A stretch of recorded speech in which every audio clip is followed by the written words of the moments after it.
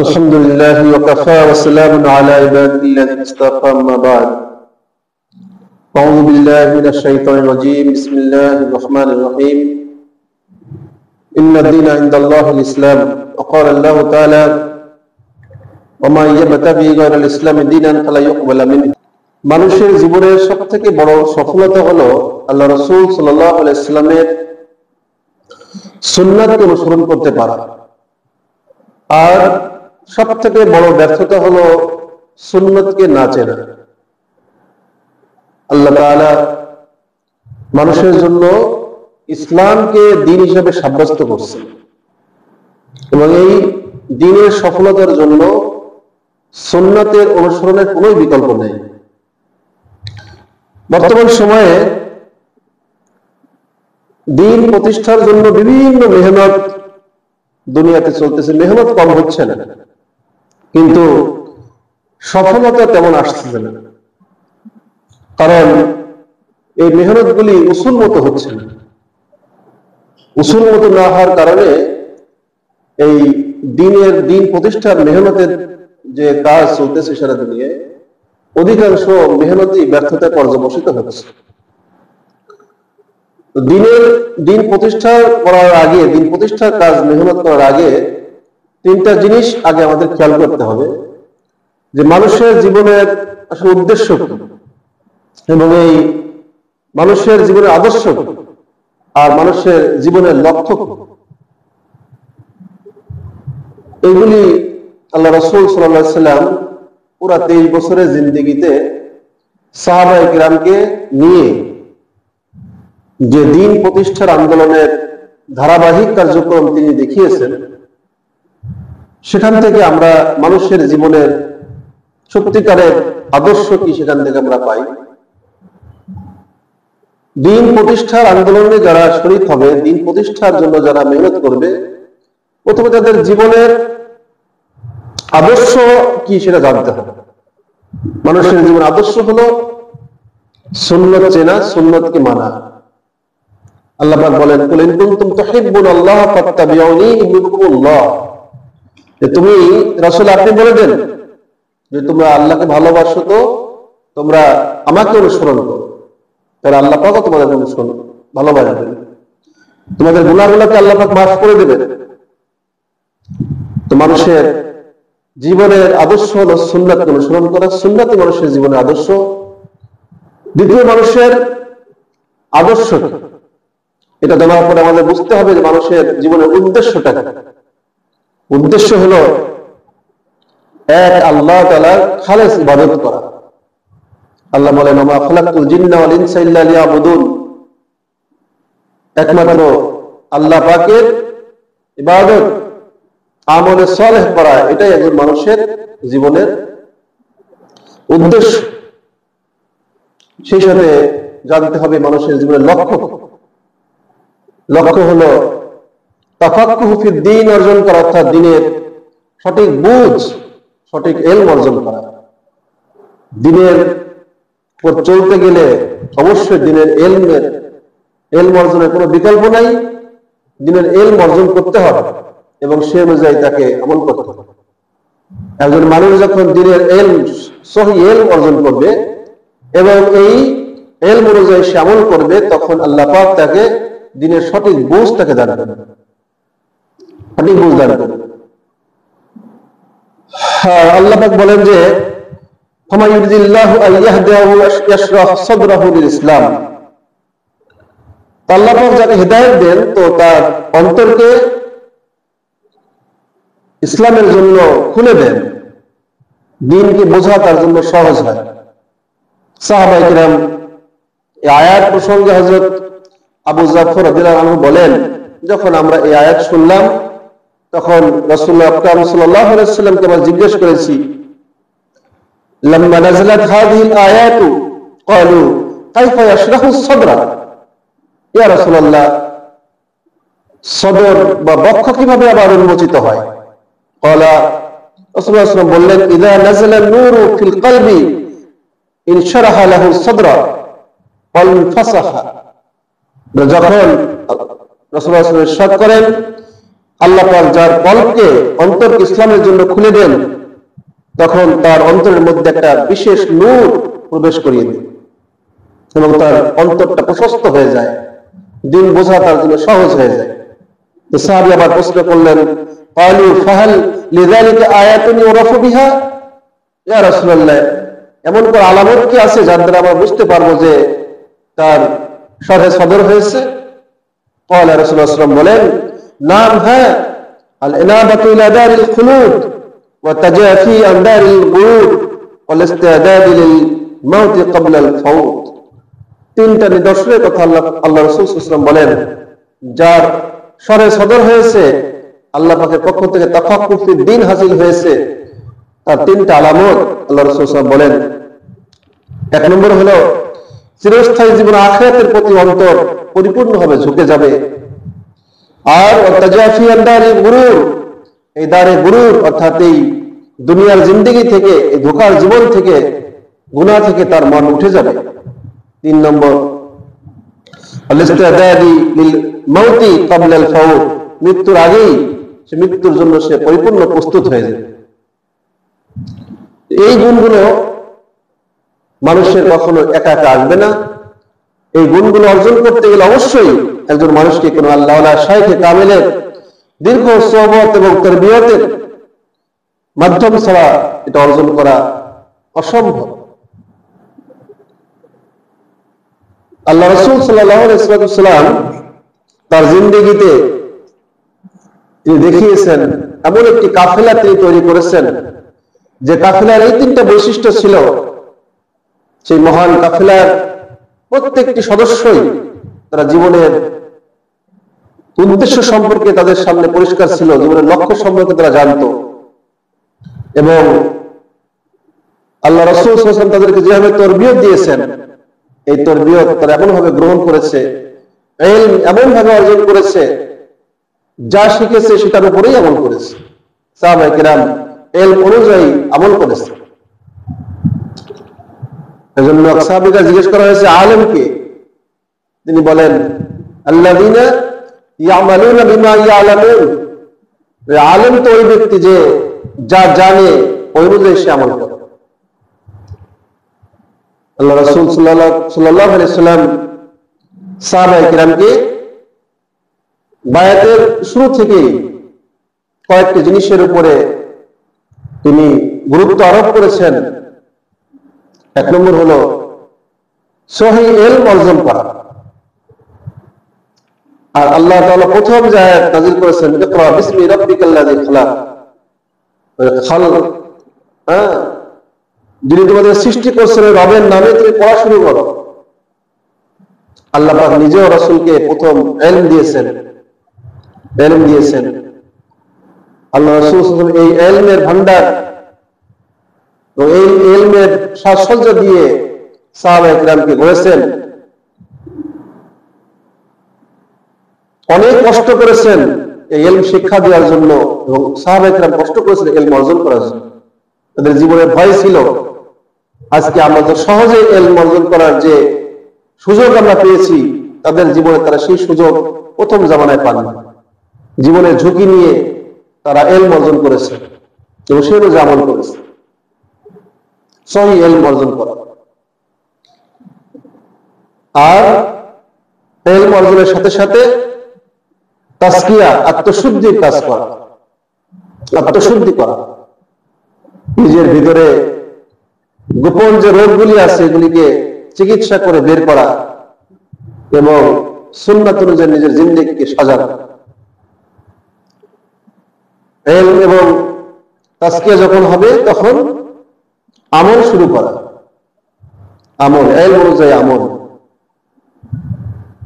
সাথে সাথে দাওয়াত ইলাল্লাহ, দাওয়াতের কাজ করা।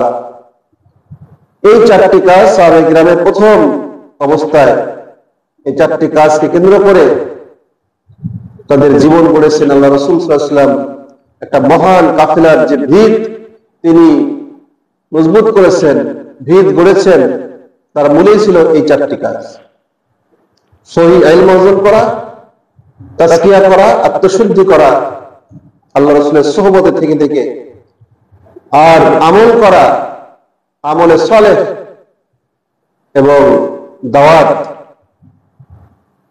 প্রতিটি মানুষের কাছে দ্বীনের দাওয়াতকে পৌঁছায় দেওয়া, এই চারটি কাজ সাহাবায়ে কেরাম মক্কি জিন্দেগিতে আমরা দেখি একদম শুরুর দিকে এভাবেই তারা একটা শক্তিশালী মজবুত কাফেলা তারা গঠিত হয়েছে। যে কাফেলা কি আমল ছিল? আমল তো এটাই ছিল যে আল্লাহ পাক বলছেন, ইয়া আইয়ুহাল মুযাম্মিল কুমিল লাইলা ইল্লা কালিল, হ্যাঁ তোমরা কিয়ামুল লাইল করো, তাহাজ্জুদ পড়ো আর কোরআন তেলাওয়াত করো, আল্লাহ তাআলা জিকির করো, সমস্ত প্রকার গুনাহ থেকে দূরে থাকো, আল্লাহর উপরে ভরসা করো, বিপদে সবর করো। আমলে কষ্ট হবে সবর করো, গুনাহ ছাড়তে কষ্ট হবে সবর করো। এই 6টা আমল দিয়ে এই মহান কাফেলাকে আল্লাহ রাসূল সাল্লাল্লাহু আলাইহি ওয়াসাল্লাম বলছেন। আল্লাহ রাসূল সাল্লাল্লাহু আলাইহি ওয়াসাল্লাম এই কাফেলাকে কিছু দিতে পারেন নাই, না তাদের কোনো টাকা পয়সা, না তাদের কোনো ঘর বাড়ি, না দুনিয়ার কোনো সম্পদ তাদেরকে আল্লাহ রাসূল দেন নাই। তাদেরকে ঈমান দিয়েছেন, জীবনের লক্ষ্য উদ্দেশ্য চিনিয়েছেন, তাদেরকে আল্লাহর জমিনে দ্বীন প্রতিষ্ঠা করার জন্য নিজেদেরকে প্রস্তুত করেছেন আত্মশুদ্ধির মাধ্যমে, ইলম অর্জনের মাধ্যমে এবং আমলের মাধ্যমে। এমন একটি মজবুত দল যাদের পরবর্তীতে তাদের অন্তর থেকে দুনিয়ার মহব্বত কেমন ভাবে বের করছেন, এমন ভাবে আখিরাতের মহব্বত তাদের মধ্যে ফিট করছেন যে তারা যখন হিজরতের হুকুম আসছে তো দুনিয়ার সবকিছুকে পিছনে ফেলে তারা মক্কা থেকে মদিনায় চলে গেছে। মদিনায় যাওয়ার পরে বুনিয়ানুল মারসুস এমন সীসা ঢালা প্রাচীরের মতো এই কাফেলা হয়েছে, যখন তাদেরকে জীবন দেওয়ার জন্য আহ্বান জানানো হয়েছে তখন তারা লাব্বাইক ইয়া রাসূলুল্লাহ বলে তারা জিহাদের ময়দানে ঝাঁপায় পড়েছে। তো বর্তমান জামানায়, বর্তমান সময়ে গুনার সয়লাব, এই সময়ে মুসলমান যুবকদেরকে, মুসলমান সন্তানদেরকে বাঁচানোর উপায় কি? বাঁচানোর উপায় তো এটাই হবে, আল্লাহ রাসূল সাল্লাল্লাহু আলাইহি ওয়াসাল্লাম যেভাবে দাওয়াতের কাজ করেছেন, যে তরতিবে তিনি সাহাবায়ে কেরামের মহান ওই কাফেলাকে গড়েছেন, যাদের হাত ধরে মক্কা থেকে মদিনায়, সেখান থেকে সারা পৃথিবীতে দ্বীন কায়েম হয়েছে, দ্বীনের আলো ছড়িয়ে পড়েছে। তো আমরা ওরকম একটি কাফেলার আমরা স্বপ্ন দেখি, যে কাফেলা নিজেরা সহি ইলমে সমৃদ্ধ হবে, ইলম অনুযায়ী তারা আমল করবে এবং নিজেদের আত্মশুদ্ধি করবে। এই দ্বীনের দাওয়াত নিয়ে তারা দুনিয়াতে ছড়িয়ে পড়বে। ইলম, আত্মশুদ্ধি, আমল, দাওয়াতের মাধ্যমে এই কাফেলা নিজেদের কেমন ভাবে গড়বে যেন প্রয়োজনে তাদেরকে হিজরতের হুকুম আসলে তারা যেন হিজরত করতে পারে। হিজরত বলতে সাধারণত আমরা বুঝি পুরো এক জায়গা থেকে আর এক জায়গায় যাওয়া, এটা একটা হিজরতের অর্থ, কিন্তু হিজরতের আরো ব্যাপক অর্থ রয়েছে। গুনাহ থেকে নেক কাজের দিকে যাওয়া, এটাও হিজরত। মন্দ কাজ থেকে ভালো কাজের দিকে যাওয়া, নেক কাজের দিকে যাওয়া, প্রত্যাবর্তন করা, এটাও হিজরত। বদ্দিন থেকে দ্বীনের দিকে যাওয়া, এটাও হিজরত। কুফরি থেকে তাওহীদের দিকে যাওয়া, এটাও হিজরত। শুধু একটা জায়গা, দেশ ত্যাগ করা হিজরত এটা না, ওইটাও খুব জরুরি হিজরত। আল্লাহ রাসূল সাল্লাল্লাহু আলাইহি ওয়াসাল্লাম নামাজ ফরজ হওয়ার আগে যখন তিনি কিয়ামুল লাইল করতেন, রাত জেগে জেগে তিনি নামাজ পড়তেন, আল্লাহ তাআলা ওই দৃশ্যকে কোরআনের মধ্যে কত সুন্দরভাবে ব্যক্ত করছেন। ইন্না রাব্বাকা ইয়ালামু আন্নাকা তাকুমু আদনা মিন সুলুসাইল লাইলি ওয়া নিসফাহু ওয়া সুলুসাহু ওয়া তাইফাতুম মিনাল লাযিনা মা'আক। রাসূল, আপনি কি করতেছেন? আপনার রব সব দেখতেছেন। আপনি নামাজে দাঁড়িয়ে আছেন, রাতের অধিকাংশ অর্ধেক, 3 ভাগের 1 ভাগ আপনার এই নামাজে দাঁড়িয়ে এই যে মুজাহাদা করা, এগুলি আপনার রব সব দেখতেছেন। আর ওই যে যাদেরকে আপনি করতেছেন, সেই সাহাবায়ে কিরামের একটা দল যারা আপনার সাথে এরকম মুজাহাদা করতেছে, কিয়ামুল লাইল করতেছে, আল্লাহ পাক ওই দলটাকে কোরআনের ভিতরে তাইফাতুন শব্দ দিয়ে আল্লাহ পাক তাদের প্রশংসা করছেন, উল্লেখ করছেন। তাইফাতুম মিনাল লাযিনা মা'আক, আপনার সাথে একটা দল, নেককারের দল, সাহাবায়ে কিরামের দল, তারাও আপনার সাথে কি করতেছে, কি আমল করতেছে আল্লাহ পাক সব দেখতেছেন, সব জানেন। এজন্য আমাদের শায়েখ মুহিউস সুন্নাহ মুসলিহুল উম্মাহ হযরত মাওলানা মুফতি নুরুল আমিন সাহেব দামাত বরকাতুহুম এমন একটি কাফেলা গঠন করার স্বপ্ন দেখেন, যে কাফেলা হবে ওই তয়েফা যারা নিজেদেরকে ইলমে, আমলে, আত্মশুদ্ধিতে, দাওয়াতে, সব দিক দিয়ে তারা নিজেদেরকে যোগ্য করে গড়ে তুলেছে এবং দ্বীন প্রতিষ্ঠার জন্য আল্লাহ রাসূল সাল্লাল্লাহু আলাইহি ওয়াসাল্লাম যে তরতিবে দ্বীন প্রতিষ্ঠা করেছেন, ওই তরতিব অনুযায়ী, ওই ধারাবাহিকতা অনুযায়ী নিজেদেরকে গড়বে এবং দ্বীন প্রতিষ্ঠার আন্দোলনে ঝাঁপিয়ে পড়বে। সেই দলটার নাম হবে কি? তাইফাতুল আবরার, নেককারদের দল, যারা আল্লাহ রাসূল সাল্লাল্লাহু আলাইহি ওয়াসাল্লামের দেখানো বাতানো এই তরিকা অনুযায়ী চলবে। কাজের মধ্যে কোনো বাড়াবাড়ি হবে না, কোনো ছাড়াছাড়ি হবে না, আবেগ সংযত থাকবে, সুন্নাত সামনে থাকবে, সুন্নাতের অনুসরণে কোনো বিকল্প নেই। সুন্নাত তরিকা বাদ দিয়ে, আবেগকে প্রাধান্য না দিয়ে, আল্লাহ রাসূল সাল্লাল্লাহু আলাইহি ওয়াসাল্লামের যে পদ্ধতি, ওই পদ্ধতিকে অনুসরণ করে কাফেলা পথ চলবে ইনশাআল্লাহ। এই তাইফাতুল আবরার নিজেদেরকে গড়বে, দাওয়াত নিয়ে যখন তারা ময়দানে ঝাঁপিয়ে পড়বে, তাদের ইলম, তাদের আমল, তাদের আত্মশুদ্ধি, এগুলি তাদের শক্তি হবে। তাদের দেখে আজ দিন হারা, পথ হারা মুসলমান যুবকরা দিনের দিকে আকৃষ্ট হবে ইনশাআল্লাহ। তখন দিন প্রতিষ্ঠার একটা পরিবেশ দুনিয়াতে কায়েম।